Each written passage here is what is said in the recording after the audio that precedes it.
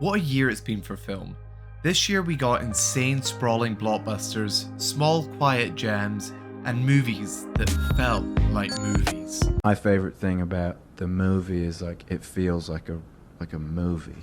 This is easily the year where I've seen the most films, and yet I still haven't seen everything. There's still a few films I'm yet to see that might crack my top films like these. Also, there are a few notable films that probably would make my list, but I'm going off of UK release dates, so some haven't been released yet here. However, this year I was able to attend the Venice Film Festival, so I actually did get to catch some of them, and since I've seen them and they've had wide releases in the US, I'm gonna include them. Anyway, in tradition, and also just because there's been so many good films this year, I'm not doing a boring top 10, I'm doing a top 22. And cause why not, here's also a few honourable mentions. The Good Nurse, Turning Red, Red Rocket, Glass Onion, and The Northman. But without further ado, let's get to the list. At number 22 is Top Gun Maverick. The first two acts of this film aren't anything special, they're essentially place setters for what's to come. But what's to come is some of the greatest action put to screen.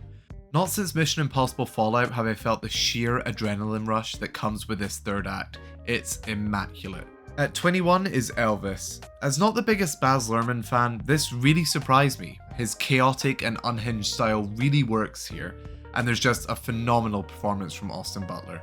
At 20 is Avatar: The Way of Water. Look, I'm well aware that the story and writing in this film isn't that great, but I just have to commend the sheer feat of filmmaking this film is. I literally have no idea how this was made. Cameron has built such an intricate world that watching the characters breathe and explore these new areas of Pandora was beautiful. At 19 is RRR. Easily some of the most fun I've ever had with a film. An insane ride filled with some of the most over-the-top action that somehow manages to get more insane as the film goes on. Some of the most energetic musical sequences, but most of all, this film at its core has a bromance that's more loving than most rom-coms. At 18 is Emily the Criminal. Yet again, I have another indie thriller starring Aubrey Plaza in my list. Aubrey Plaza has to be one of my favourite working actresses, and this film really allows her to showcase a more nuanced and less comedic side. Emily the Criminal is a stripped back, bare bones look at desperation in the face of economic struggles, and is just a solid thriller. At 17 is Decision to Leave. Easily one of the most captivating and thought-provoking films on here. There's a mountain of a metaphor going on here, and while it's wonderful to unpack, sadly I feel like in the moment it sometimes detracts from the story that's brewing. The romance feels inauthentic in places, and no amount of metaphor is able to fix that. Yet still, this is an incredible film, with some of the most creative editing that makes the film flow seamlessly. At number 16 is Nope. Far more ambitious in scope than his previous two projects, Nope feels like a spectacle. It feels like a return to blockbuster cinema that isn't reliant on IPs. Flawless cinematography, sound design, and incredible performances.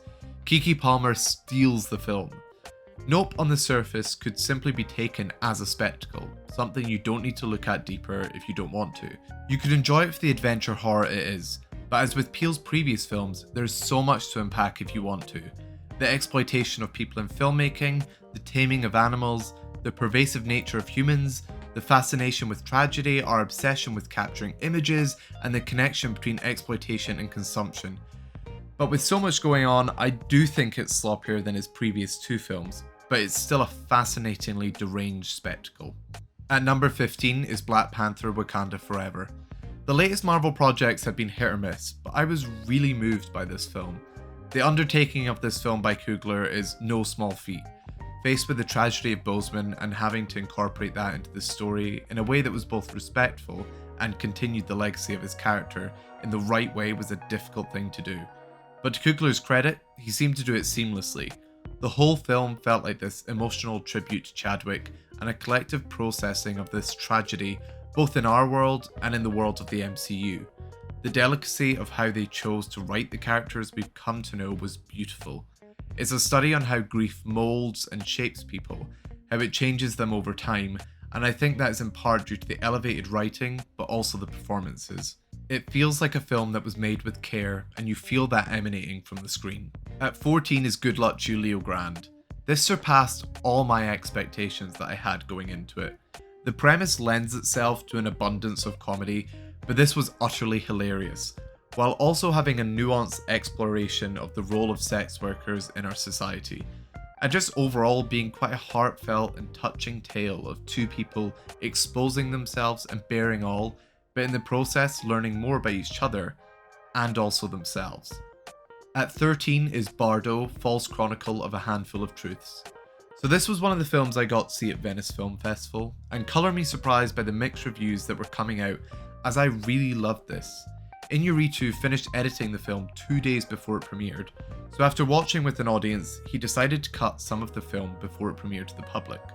Now I'm speaking as someone who saw the longer cut, but Bardo, much like its official title, is a lot. The film doesn't just throw you in the deep end, it completely submerges you in dense metaphors and absurdist comedy, but by some sheer magic, it really works. Admittedly, upon first viewing, it's really hard to make sense of what the hell is going on, but there's such a strong thematic thread running through the entire girthy 3-hour runtime that once you let go of everything having to make perfect sense and let the symbolic senses wash over you, it ends up such a pleasurable experience. Yet to top it all off, the film astonishingly comes together in such a smart way that just adds to the beauty and genius of the entire film prior. At 12 is Cha Cha Real Smooth. The newest installment into Cooper Raiff's filmography has secured him as one of my favourite up-and-coming directors. With both his cinematic outings, there's this rare quality that exists inside them that is so hard to put into words. It's an unfathomable amount of charm and warmth that just nails the human experience, and in particular the struggles of transitional periods in one's life. I found so much myself in the protagonist in this film, it was actually scary. Raiff just has a knack for writing humans like real people. Everything feels so raw and natural, and I love that in both his films now he's exploring emotional vulnerability in men, something that is rarely shown on screen. At number 11 is The Souvenir Part 2. In the first installment of this duology, Julie is writing a pitch for her feature film, and it begins off with a statement on how she views film as therapy, a way to piece together her own life through fictional stories. She's dismissed by Anthony and told that the statement is entirely generic and isn't unique to her and her relationship to film. In this follow-up, this one line of dialogue is used as the basis for everything in the film. This film is therapy in many senses of the word. This sequel is a deconstruction of Julie's grieving process, but also in a very meta sense is the director's process of coming to terms with events that happened in her own life. Just a beautiful and cathartic expression of one's grief and how that process is different for everyone. Also more explicitly exploring the idea that even though relationships from the outside might be perceived as abusive or harmful, when you're in love, sometimes you just can't explain it. Also, a little thing I picked up from a Q&A with Honor Swinton Byrne, there's no script for either of these films. Honor was given a manuscript that detailed what scenes would be, but wasn't given any lines. To hear how this influenced the way she approached the role was incredible. She felt as if she was Julie, and it shows in the detailed performance she gives. Give it up for these films. Alright, and on to the best of the best. Bones and All takes its wildly dark and haunting story and opts to tell one of love and security that is a sharp contradiction to the violent and gory scenes on display. It's in this dichotomy that Bones and All finds its beauty. Despite the tragedy that's thrust upon our protagonists, there is a hope that permeates their decisions. Set against the backdrop of the countryside of America, Guadagnino interjects a tenderness and beauty to these long winding roads and large sprawling areas. The characters feel more isolated in these spaces. When no one is around, acceptance isn't found in others, but only yourself. Having these spaces often shared between the two lovers really adds this intimacy to their relationship, as they've found the one other person who understands them and is willing to accept them, flaws and all. The film's culmination is a tragic deconstruction of this theme of acceptance, and a visceral and tense conclusion. The way that scene plays out tragically explores what happens when one tries to force themselves into a mold instead of accepting who they are. And yes, I'm aware that this is in regards to cannibals, but I ultimately believe that this film is using that as a vessel to explore self-acceptance. A poetic and empathetic portrayal of parent and child dynamics and the follies of communication that occur between people in different stages of life. What an achievement for a directorial debut. Charlotte Wells has made something so heartbreakingly touching and intimate that you feel a part of their lives depicted on screen. As a Scot, never have I witnessed Scottish relationships so accurately portrayed on screen. The way that the characters speak, and in what they don't say to each other, was just expertly done. As a proud film crier, I was dumbfounded that I didn't cry during this, but what I did feel was this overbearing sadness that left me numb long after the film ended. There's a constant looming fear that something bad is going to happen, but that isn't what the film is about. The big dramatic event has already happened. This is instead a contemplative piece on recollecting moments in one's life in the hopes that they're able to process or put together a reason for why things happened. All this time you're waiting for a big thing to happen, you don't realize the small beautiful moments that are transpiring. The moment you start to realize that your parents are autonomous human beings with their own emotions and flaws and struggles is scary, and this film perfectly captures that feeling. I fully see this moving up in my ranking on a rewatch, but this is where it is for now. This film is genius. I fully expect this to be a cult classic. The writing of this film blew me away. What's ingenious about the writing as a whole in this film is that it's filled with Gen Z slang that feels natural. In other features that attempt to be a commentary on young people today, the writing comes off as either an attack on Gen Z or misuses the language to the point where it doesn't feel authentic at all. There's still a critical element to this vapid dialogue that feels almost performative, but this comes from juxtaposing this meaningless way of speaking against the scenes of brutal murder. When someone says they're an ally a few minutes after someone is murdered, it kinda loses its meaning. Thematically is where this film shines for me. Using the game Bodies, Bodies, Bodies to mirror the Gen Z experience is genius. While the film does like to poke fun at the youth today, I honestly think the film actually wants to sympathise with us. The world we've grown up in has facilitated this idea that we're all truly isolated. If we make one mistake or misstep slightly, then that can mean immediate social isolation. So to protect ourselves, it's easier to always be guarded and to think that everything is an attack on you. The layers of social commentary this film manages to achieve while still being hilarious is a feat of filmmaking. On the whole, I don't find play-to-film adaptations particularly interesting. Often they lack the cinematic qualities that make cinema such a thrilling art form. Yet, this is Darren Aronofsky, so it's no surprise that he somehow manages to make one of the greatest stage-to-screen translations ever. Often when a film is confined to one location, it can become stagnant. The film is at odds with the setting as it lacks the ability to keep the film fresh for its runtime. To my surprise, this is never the case in The Whale. There's a delicacy and flow to the camera that allows a 2-hour runtime to never feel dry, despite it only taking place in one location.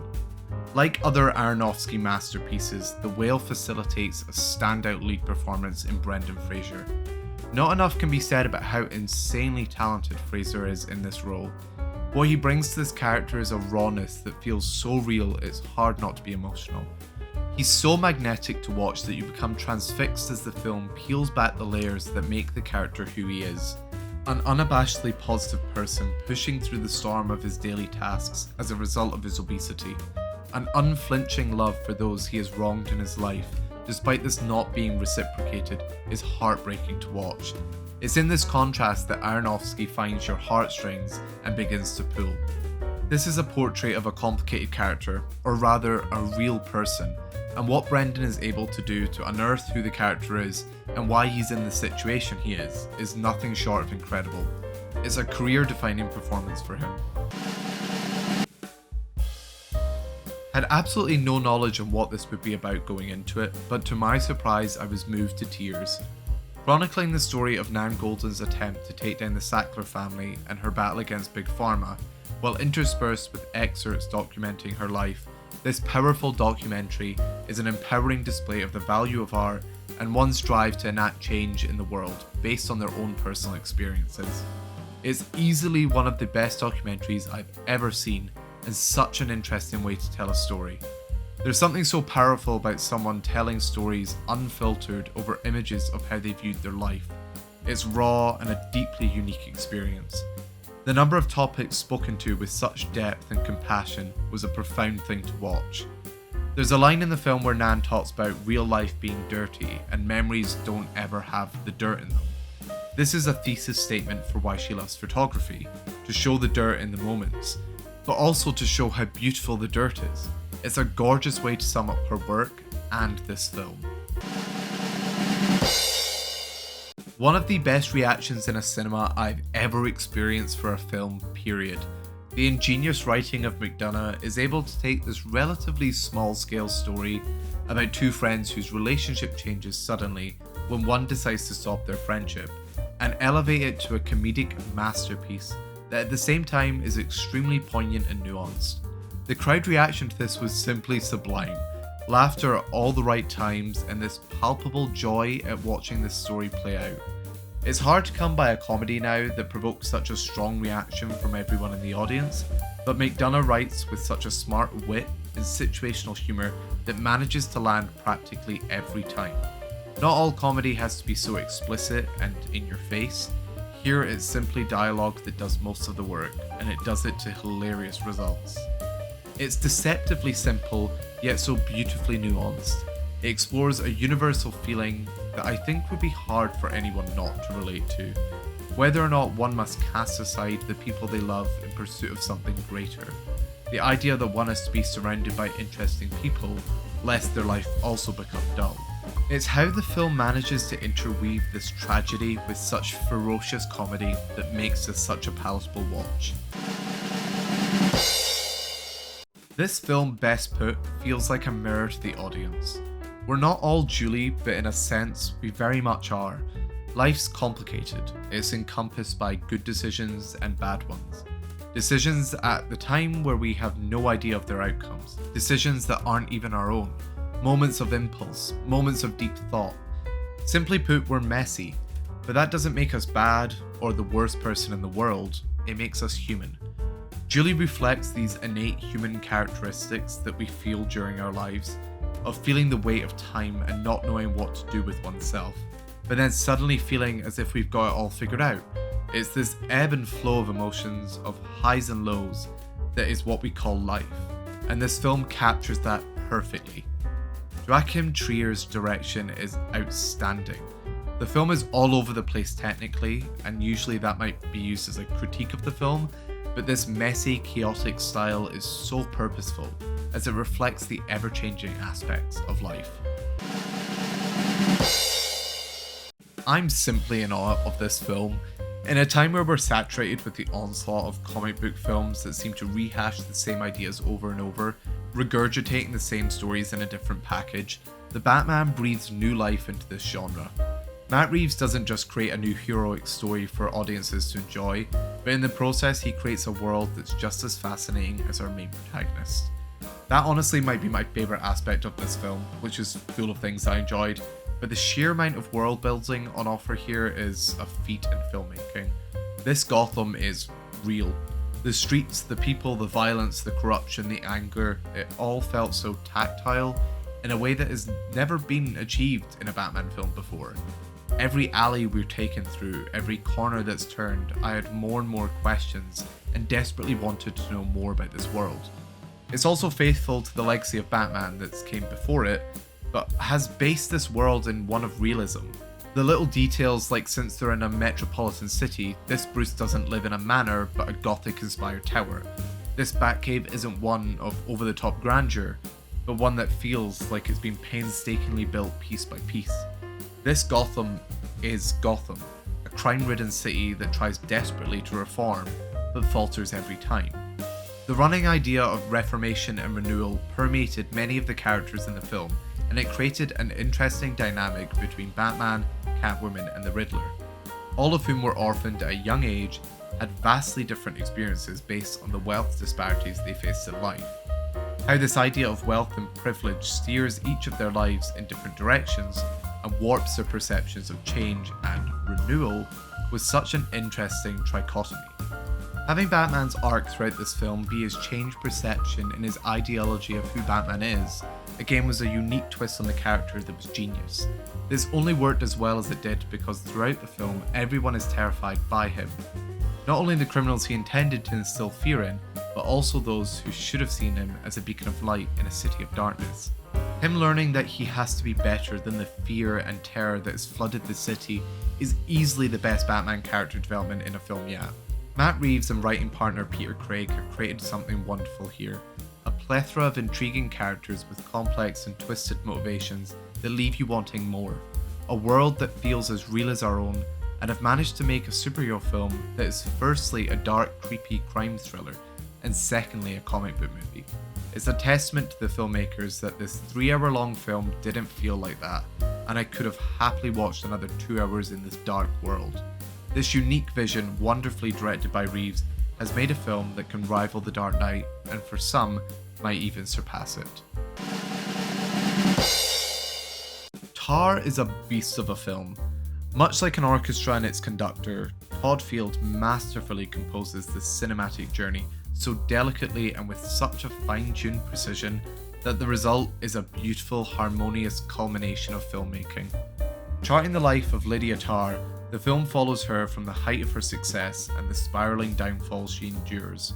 There's a certain flow to the film, much like a musical piece, where you might not be witnessing anything bad happening to Tarr on screen, but you're aware of this constant prevailing idea that she's slipping the entire film. The result is this wonderful atmosphere that is created throughout the film that gets stronger as it goes along. Traditionally, this wouldn't be described as a thriller, yet it's an apt word for how the film makes you feel during its runtime. The first violin to Field's conductor is Cate Blanchett. I'm not saying anything new here by saying she's a powerhouse of a performer and is able to exhibit such depth in the smallest of expressions, but this may just be her greatest performance to date. The layers and complexity she unearthed in Tar is astonishing. She completely takes over the environment she finds herself in, with such naturality that you almost forget you're watching an actress.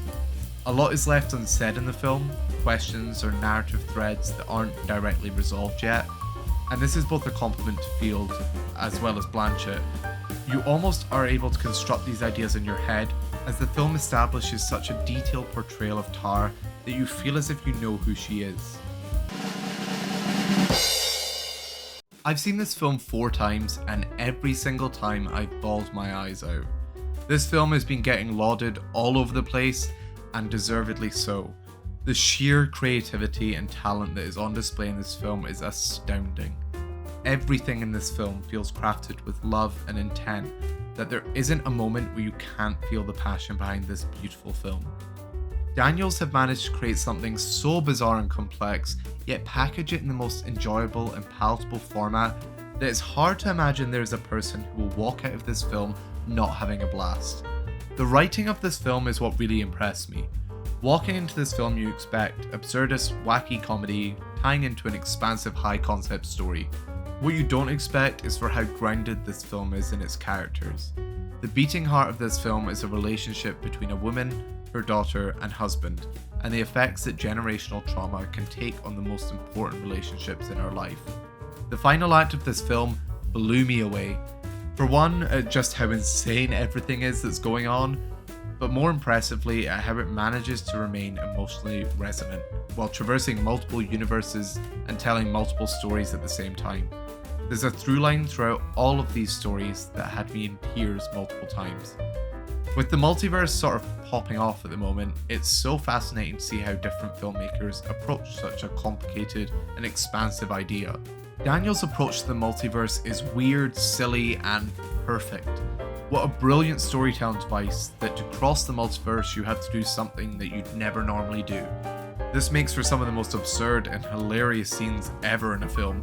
I mean, where else are you going to see Michelle Yeoh fight 2 men with butt plugs up their asses? This is one of my favourite comedies, action films, romance films, sci-fi films, and family dramas I've seen, and the film manages to balance all of this without lifting even a pinky. Daniels have created something truly special here, and I'm glad we're in the universe where this film exists. And there you have it, my favourite films for 2022. And honestly, there's a bunch of films that didn't make the list that were great. It was that good a year for films. I'd love to know what your favourite films were in the comments below, and keep an eye on the Insta over the next few weeks as I'll be doing the best performances, scenes, TV shows and more. And before you go, don't forget to let me know what you found in Frames.